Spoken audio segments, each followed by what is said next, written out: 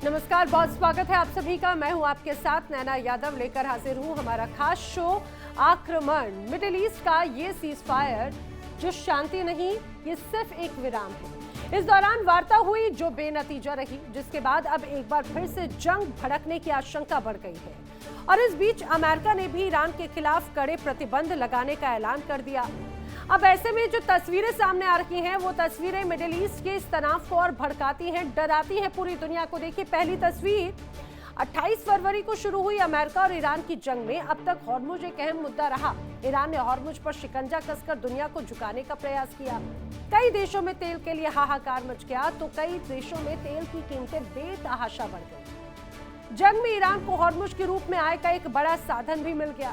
Iran ने जहाजों से टोल वसूलने की तैयारी की। हालांकि युद्ध के बीच सीजफायर भी हुआ और वार्ता विफल भी हो गई, जिसके बाद में अमेरिका ने हॉर्मुज ब्लॉक करने की धमकी दी। फिलहाल अमेरिका ने ईरान की घेराबंदी कर रखी है। अब जो दूसरी तस्वीर है, अमेरिका और ईरान के बीच वार्ता विफल होते ही एक बार फिर जंग की आशंका बढ़ गई है। और इस बीच ईरान के राष्ट्रपति पेजेश्किन की रूस के राष्ट्रपति पुतिन से बातचीत हुई और पुतिन ने दोनों देशों के बीच में मध्यस्थता की पेशकश की। उधर अमेरिका ने चेतावनी दी कि ईरान से कारोबार करने वाले देशों पर टैरिफ बढ़ाया जा सकता है। माना जा रहा है कि इससे अमेरिका और चीन के बीच में तनातनी भी बढ़ सकती है। यानी अगर पुतिन की मध्यस्थता फेल हुई तो तीसरे विश्व युद्ध की आशंका और भी ज्यादा बढ़ेगी। और अब जो तीसरी तस्वीर है, वो दुनिया की आर्थिक नस की है। यानी स्ट्रेट ऑफ हॉर्मुज पर अमेरिका और ईरान के बीच टकरार जारी है और इन दोनों के बीच में दुनिया भर की सांसें अटकी हुई है, क्योंकि हॉर्मुज पर ब्लॉकेज की वजह से दुनिया के कई हिस्सों में पहले ही तेल और गैस के लिए हाहाकार है। तो अब ये हालात हैं जो बताते हैं कि मिडिल ईस्ट में क्या अब अमन कायम होगा भी। फिलहाल इसकी उम्मीद नजर नहीं आती। जंग में फिलहाल एक छोटा सा ब्रेक लगा। आशंका है कि दोनों ही की पक्ष बारूद को फिर से इकट्ठा किया जा रहा है। चलिए करते हैं शुरुआत इस समय की बड़ी खबर के साथ में। हॉर्मुज स्ट्रेट से जुड़ी हुई इस समय की बड़ी खबर, नाकेबंदी को लेकर डेडलाइन से जुड़ी हुई बड़ी खबर है। हॉर्मुज स्ट्रेट नाकेबंदी पर ट्रंप की डेडलाइन खत्म हो गई है।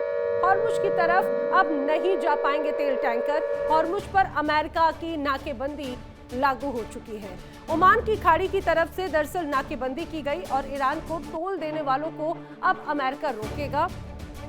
ईरान आने जाने वाले जहाजों को पकड़ सकता है यूएस, ये भी बात कही जा रही है। और अगली बड़ी वॉर ब्रेकिंग एक और बड़ी खबर जान लीजिए।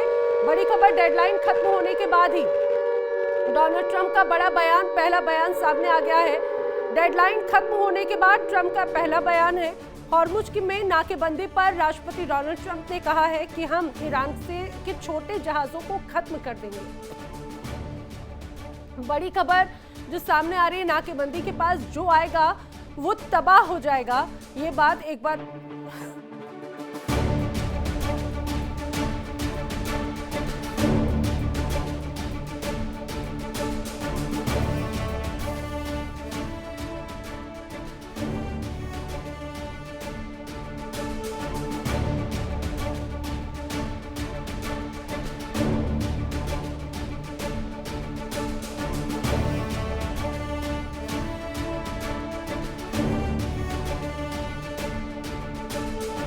खत्म होने के बाद डोनाल्ड ट्रंप का पहला बयान सामने आ चुका है। हॉर्मुज में नाकेबंदी पर डोनाल्ड ट्रंप का बड़ा बयान है। डोनाल्ड ट्रंप क्या कह रहे हैं? डोनाल्ड ट्रंप कह रहे हैं कि हम ईरान के छोटे जहाजों को भी खत्म कर देंगे।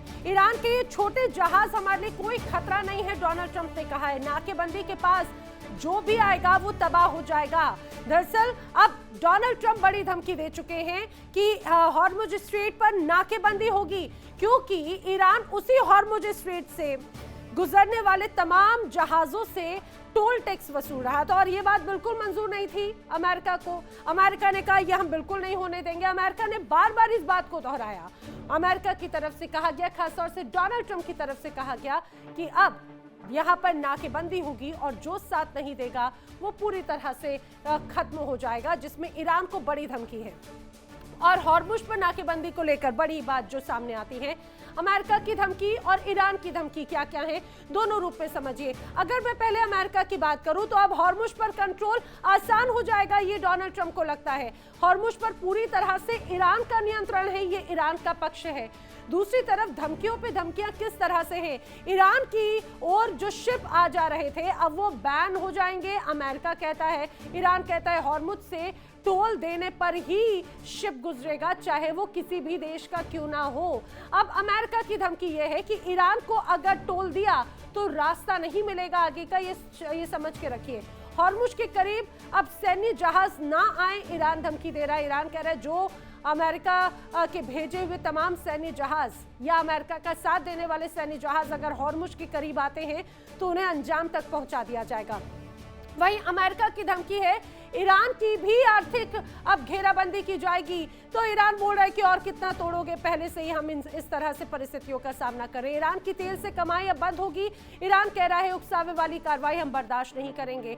धमकियों का सिलसिला दोनों तरफ से लगातार जारी है। बेतरतीब धमकियां लगातार अमेरिका की तरफ से दी जा रही है, तो ईरान भी लगातार जवाबी कार्रवाई करने के लिए बैठा हुआ है। वो ये बात बार बार कहता है। लेकिन आप समझिए जिस तरह से अभी हालात हैं, हॉर्मुज पर शिकंजा किस तरह से कसा जा रहा है वो भी आपको समझना चाहिए। आइए मैं आपको एक मैप के जरिए समझाती हूँ। अभी अगर ये जो पूरा रास्ता आप देख रहे हैं, जरा ध्यान से देखिएगा, ये हॉर्मुज स्ट्रेट है, हॉर्मुज द्वीप जो आप देख रहे हैं। अब जो सेफ पैसेज है और जो पुराना रास्ता है उसको समझिए। दरअसल ये वो वाला रास्ता है जहां पर ईरान ने दरअसल माइंस लगा रखे हैं, और वो माइंस का ऐसा जंजाल है कि वो, या कई बार तो ये खबरें आई कि ईरान को भी इतना ज्यादा जानकारी नहीं है कि आखिर कहां पर ईरान ने जाल बिछाया है, वो खुद ही कंफ्यूजन में आ गया। अब समझिए ये जो पूरा बंदर अब्बास पोर्ट देखिए, लारक द्वीप समझिए, केशम द्वीप समझिए, और ओमान की खाड़ी। अब ये जो ओमान की खाड़ी का हिस्सा है, सेफ पैसेज कौन कौन से हैं? और सेफ पैसेज के तौर पर ये दो ऐसे मुख्य रास्ते हैं जो खतरनाक माने जाते हैं, और यहाँ की तरफ ये सेफ पैसेज है जहाँ से आवागमन एक तरह से हो सकता है। जो पुराना रास्ता है या सुरक्षित रास्ता है, दरअसल वो पुराना रास्ता ये है, और सुरक्षित रास्ता जो आप हरे रंग की लाइन देख रहे हैं ये। लेकिन ये जो सुरक्षित रास्ता है, ईरान यहाँ पर भी घेराबंदी करके बैठा है। ये जो पुराना रास्ता है वहां पर तो है ही माइंस का खतरा, लेकिन जो सेफ रास्ता क्रिएट किया गया था, अब अमेरिका कह रहा है कि यहाँ से भी इसकी भी घेराबंदी है, इसकी भी नाकेबंदी है। तो नाकेबंदी वर्सेस घेराबंदी की तस्वीर है। घेराबंदी ईरान की तरफ से की गई, वो कह रहा है जो शिप यहां से गुजरेगा उसको टोल टैक्स देना होगा, और अमेरिका कह रहा है कि भाई टोल टैक्स अगर दिया तो उसका खामियाजा भुगतना पड़ेगा। अब पूरी दुनिया के अलग अलग हिस्सों के लिए चिंता का सबब है, आखिर वो करे तो करे क्या।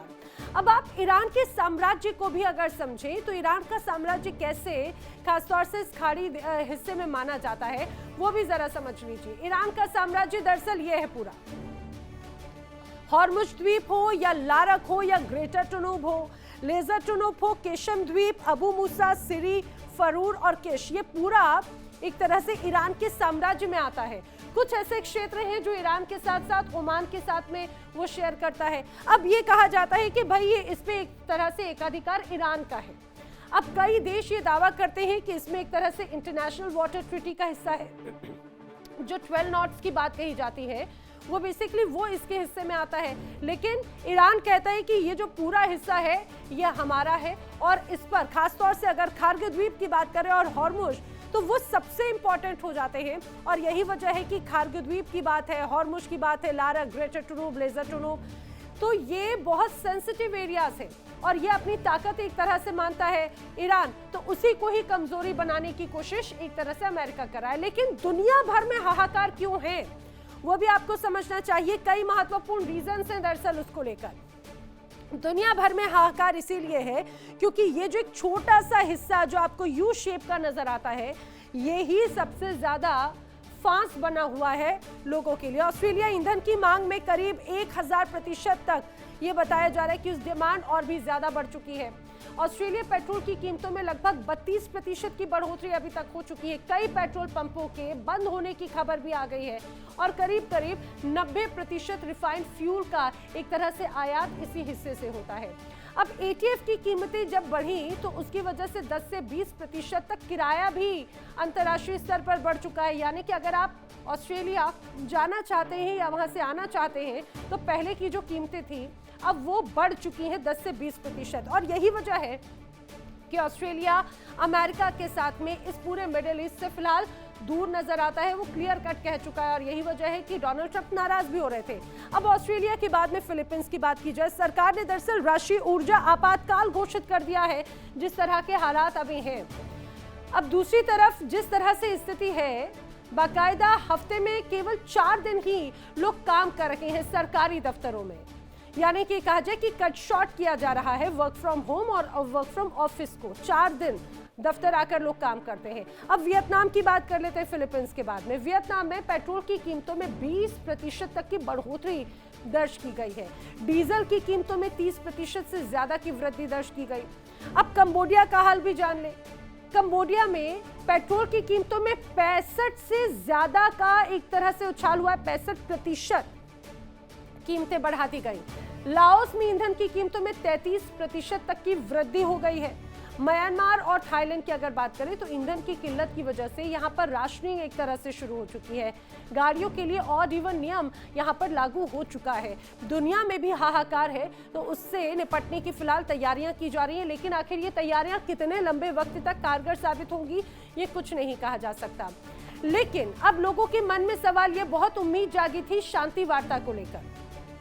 कहा जा रहा था कि शांति वार्ता है तो ये तनाव शांति वार्ता के साथ में सुलझ जाएगा, अलग अलग बिंदु। और जब दोनों देश मुख्य वार्ता टेबल पर सामने आए थे तो उम्मीद जागी थी कुछ थोड़ी सी कि बातचीत होगी तो लोगों को रियायत मिलेगी। लेकिन शांति वार्ता फेल हो गई, तो आखिर अब आगे क्या होगा, आखिर अब आगे किस तरह का खेल रचा जाएगा, ये लोग सोच सोच के परेशान हैं। अब समझिए आगे क्या हो सकता है। आपको एक स्पेकुलेशंस बताएं जो बहुत प्रबल है। वैश्विक सप्लाई पर बड़ा प्रभाव पड़ सकता है और समुद्री व्यापार धीमा हो सकता है, बहुत रफ्तार कम हो सकती है और अगर ऐसा हुआ तो आपूर्ति इससे बाधित हो सकती है। इसके अलावा समुद्री व्यापार में बीमा लागत और भी ज्यादा बढ़ सकती है, क्योंकि खतरा समुद्र के व्यापार में बहुत ज्यादा बढ़ चुका है, क्योंकि समंदर में ही अब लड़ाई चल रही है, जंग चल रही है। इसीलिए समंदर में व्यापार में बीमा लागत और बढ़ सकती है। और अगर बीमा लागत बढ़ती है तो ऐसा नहीं है कि सिर्फ जो व्यापार करें उन पर असर है, असर आप पर भी पड़ेगा, क्योंकि कीमत अल्टीमेटली आपसे, आम इंसान से एक तरह से निकाली जाएगी। अब शेयर बाजार जिसका जो अभी हाल है पिछले कुछ दिनों से लोगों की सांसें ऊपर नीचे हैं। अब जानकारी है कि शेयर बाजार में भी भारी गिरावट आ सकती है। विकासशील देशों के लिए भी संकट और भी ज्यादा गहरा सकता है। ये बात इसीलिए अब चिंता का सबब एक तरह से बना हुआ है। देखिए इंडिया डेली 24/7 अब आपके स्मार्ट टीवी पर। इंडिया डेली मौजूद है सभी डिजिटल प्लेटफॉर्म पर लाइव और लगातार।